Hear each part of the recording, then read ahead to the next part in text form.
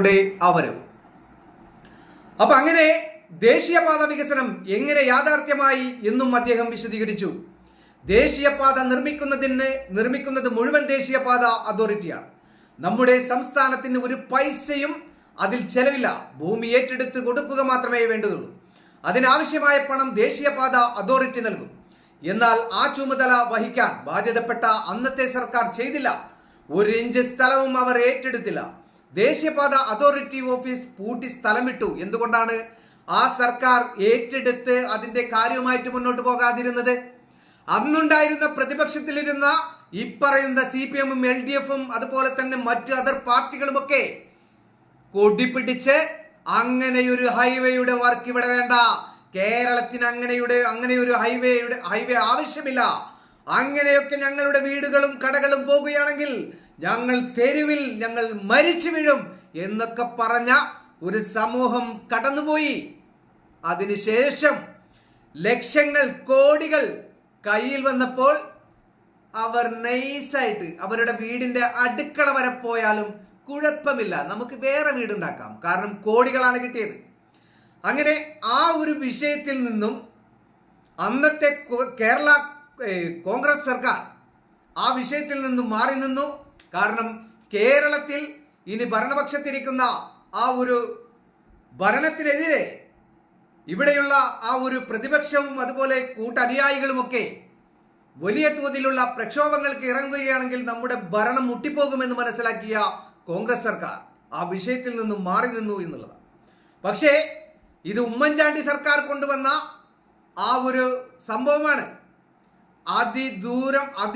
അതിവേഗം ബഹുദൂരം എന്ന് പറയുന്ന ആ ഒരു സംഭവം കേരളത്തിന് പരിചയപ്പെടുത്തി കൊടുത്തത് ഉമ്മൻചാണ്ടി സർക്കാരാണ്. പക്ഷേ ഇപ്പറയുന്ന സ്ഥലങ്ങൾ ഏറ്റെടുത്തത് മുഖ്യമന്ത്രി പിണറായി വിജയൻ സാറിന്റെ ഈ ഒരു ഭരണകൂടമാണ്. കാരണം എന്താ, അത് വലിയൊരു കഥയായിരുന്നു അതിന്റെ പിന്നിൽ, അല്ലേ? അന്ന് കേരള ഈ പറയുന്ന കോൺഗ്രസ് ഈ ഒരു സ്ഥലം ഏറ്റെടുക്കുന്നതുമായി മുന്നോട്ട് വന്നു കഴിഞ്ഞാൽ ഈ പറയുന്ന LDF, CPM, CMP ഒക്കെ കൂടി ഒറ്റക്കെട്ടായി നിന്ന് വലിയ രൂപത്തിലുള്ള പ്രക്ഷോഭങ്ങൾ ഉണ്ടാക്കുമായിരുന്നു. അപ്പൊ ആ വിഷയത്തിൽ നിന്നും വിട്ടുനിന്നു. മറ്റ് ആ ഒരു ഭരണം പോയപ്പോ, ഉമ്മൻചാണ്ടി സർക്കാരിന്റെ ഭരണം പോയപ്പോ, അത് CPMന്റെ കയ്യിൽ വന്നപ്പോ പിന്നീട് അവർ എന്ത് വേണമെങ്കിലും ചെയ്തോട്ടെ എന്ന് കോൺഗ്രസും തീരുമാനിച്ചു. ദേശീയപാത അതോറിറ്റി ഓഫീസ് പൂട്ടി സ്ഥലം വിട്ടു. പിന്നീടാണ് 2016 പുതിയ സർക്കാർ അധികാരത്തിൽ വന്നത്.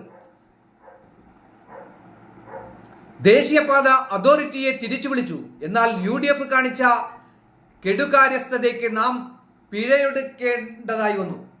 കേരളത്തിലെ ഭൂമിക്ക് വലിയ വിലയുണ്ട്, അത് ഞങ്ങൾക്ക് കൊടുക്കാൻ പറ്റില്ലെന്ന് പറഞ്ഞു. രാജ്യത്ത് എവിടെയും അങ്ങനെയൊരു പതിവില്ല.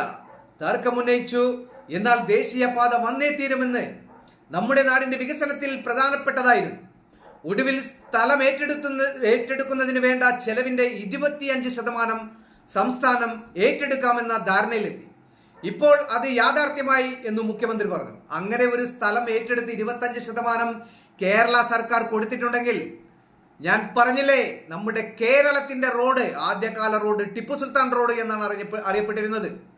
ആ ടിപ്പു സുൽത്താൻ റോഡിനോട് ചേർന്ന് നിന്നിരുന്ന വലിയ വൻമരങ്ങൾ, ലക്ഷങ്ങൾ വിലമതിക്കുന്ന വൻമരങ്ങൾ, ആ മരങ്ങൾ വിറ്റാൽ തന്നെ നമ്മുടെ കേരളത്തിലുള്ള എല്ലാ റോഡുകളും ഒരു കുണ്ടും കുഴിയുമില്ലാതെ അത് ടാറിടാനുള്ള പണം അതിൽ നിന്ന് കിട്ടുമായിരുന്നു. അപ്പോൾ ആ വിഷയം അവിടെ നിൽക്കട്ടെ. അതേസമയം ദേശീയപാത NH 66 പ്രശ്നങ്ങളെ സുവർണാവസരമാക്കി പദ്ധതിയെ പ്രതിസന്ധിയിലാക്കാമെന്ന് കരുതുന്ന UDF നിലപാട് ജനങ്ങളോടുള്ള വെല്ലുവിളിയാണെന്നായിരുന്നു മന്ത്രി PA മുഹമ്മദ് റിയാസ് നേരത്തെ പ്രതികരിച്ചത്. നിർമ്മാണത്തിനിടെ ചിലയിടങ്ങളിൽ ഉണ്ടായ പ്രശ്നങ്ങളെക്കുറിച്ച് നിലപാട് വ്യക്തമാക്കിയതാണെന്നും പ്രശ്നങ്ങൾ പരിഹരിച്ച് മുന്നോട്ട് പോകുമെന്നും അദ്ദേഹം അന്ന് ഫേസ്ബുക്കിൽ കുറിച്ചിരുന്നു, ഇന്നും കുറിക്കുന്നു.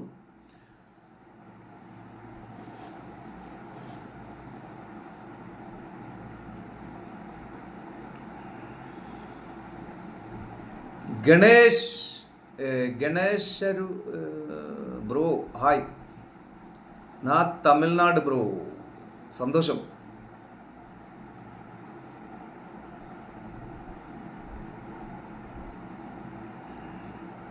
ഷഹനാസ് കേരളത്തിലല്ല മോൻ ജീവിക്കുന്നതല്ലേ? അതുകൊണ്ടാണ് കേരളത്തിന്റെ വികസനം വിളിച്ച് കൂവിക്കൊണ്ട് നടന്നിരുന്ന ആളുകളൊക്കെ ഞങ്ങൾ അങ്ങനെ ഒരു സംഭവത്തിലുമില്ല, ഞങ്ങൾ അങ്ങനത്തെ ഒരു കാര്യത്തിലും ഇടപെട്ടിട്ടില്ല, എല്ലാം കേന്ദ്ര സർക്കാരാണ് ചെയ്തത് എന്നൊക്കെ പറഞ്ഞിട്ട് കരഞ്ഞു വിളിക്കുന്ന രംഗങ്ങൾ. കേരളത്തിന്റെ മുഖ്യമന്ത്രിക്ക് ഇങ്ങനെ ഒരു പരാജയം, പൊതുമരാമത്ത് വകുപ്പിലിരിക്കുന്ന മരുമകനും ഇങ്ങനെ ഒരു പരാജയം വരുമെന്ന് ഒരിക്കലും കരുതിയില്ല. അപ്പൊ തള്ളുമ്പോൾ കുറച്ച് മയത്തിലൊക്കെ തള്ളണം. കാരണം ഇത് കേരള ജനങ്ങൾ എന്ന് പറഞ്ഞാൽ ഒരിക്കൽ തള്ളിയാൽ പിന്നീടും ആ വഴി തന്നെ തള്ളാമെന്ന് വിചാരിച്ചാൽ പ്രകൃതിക്കൊരു നിയമമുണ്ട്. ആ പ്രകൃതി അതിൻ്റെ സത്യസന്ധമായിട്ടുള്ള വഴികൾ തന്നെ കേരള ജനങ്ങൾക്ക് കാണിച്ചു കൊടുക്കും. ഇത് മലയാളക്കരയാണ്, ഇത് കേരളമാണ്. ഈ കേരളത്തിന് പ്രത്യേക രീതിയിലുള്ള ഒരു ഭംഗി തന്നെയുണ്ട്. അതുപോലെ തന്നെ കേരളം എന്ന് പറഞ്ഞാൽ അതിന് ഒരുപാട് പേരും പ്രസിദ്ധിയും നിലനിൽക്കുന്നതും നിലനിന്നിരുന്നതുമായ ആ ഒരു സത്യസന്ധമായിട്ടുള്ള ആ ഒരു കൊച്ചു കേരളത്തിന്റെ സ്റ്റോറി, പുരാതന സ്റ്റോറിയൊക്കെ എടുത്തു വെച്ച് നോക്കിയാൽ ഇവിടെ ആരും ഒരു വികസനവും ചെയ്യേണ്ട ഒരാവശ്യവുമില്ല എന്ന് നമുക്ക് തോന്നിപ്പോകും. കാരണം യാതൊരുവിധ വേലിക്കെട്ടുമില്ലാതെ ഒരുത്തന്റെ വീടിന്റെ ഉമ്മറത്തു കൂടി നടന്നു പോയാൽ പോലും പിടിച്ച് നിർത്തുന്ന രീതികൾ നമ്മുടെ കേരളത്തിലില്ല. ഇന്നും ഞങ്ങളുടെ നാടായിട്ടുള്ള ചാവക്കാട് പൊന്നാനി മുതൽ ഏത് വീടിന്റെ ആ ഒരു പറമ്പിലൂടെ നടന്നു പോയാലും ആരും ഒന്നും പറയില്ല. കാരണം എന്താ? കേരളത്തിന്റെ എക്കാലത്തെയും നൃത്തം അങ്ങനെയായിരുന്നു. പിന്നീട് ഗൾഫ് പണമൊക്കെ ഒഴുകി വന്നപ്പോൾ അവരുടെയൊക്കെ ആ ഒരു സെറ്റപ്പ് വർദ്ധിച്ചു വന്നപ്പോൾ അത് വലിയ രൂപത്തിലുള്ള പടുകൂറ്റൻ മതിലുകളും അതുപോലെ വലിയ രൂപത്തിലുള്ള ആ മണിമാളികകളും ഒക്കെ പണിതപ്പോൾ കേരളത്തെ കീറിമുറിക്കുന്ന ആ ഒരു ദൃശ്യങ്ങളാണ് നമ്മൾ കണ്ടത്. പക്ഷേ നീ പറഞ്ഞില്ലേ ഷഹനാസ്, നീ എന്ത് തേങ്ങ വാർത്തയാണ് പറയുന്നത് എന്ന് നിനക്ക് നൊന്തു അല്ലേ? ഇനിയും വരും. കാരണം ഇപ്പോൾ കാഞ്ഞങ്ങാടുള്ള ആ ഒരു ദൃശ്യം കണ്ടു കഴിഞ്ഞാൽ എൻ്റെയൊക്കെ ആ ഒരു ചെറുപ്പകാലത്ത് ഓടിച്ചാടി നടക്കുന്ന പ്രായത്തിലുള്ള സമയങ്ങളൊക്കെ ആണെങ്കിൽ അവിടെ നമ്മൾ എന്തെങ്കിലുമൊക്കെ കൊണ്ടുപോയിട്ട് കുഴിച്ചിട്ടായിരുന്നു. കാരണം അങ്ങനത്തെ ഒരു വിക്രസ് പിടിച്ച ഒരു കാലഘട്ടം ഉണ്ടായിരുന്നു.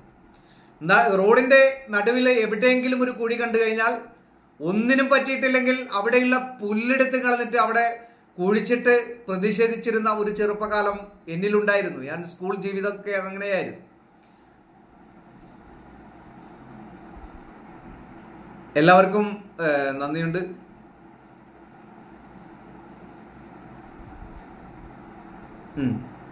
ആണ് സാജിദ, ഒന്ന് എന്നെ പഠിപ്പിക്കാൻ വേണ്ടി വരണേ. എന്തായാലും മലയാളം എല്ലാം അറിയാമെന്നുള്ള ഒരു ധാരണയുള്ള കുറെ മലയാളികളുണ്ട്. ഇവരൊക്കെ ചിന്തിച്ചു വെച്ചിട്ടുള്ളത് ഇവരൊക്കെ സംസാരിക്കുന്ന ആ ഒരു മലയാളം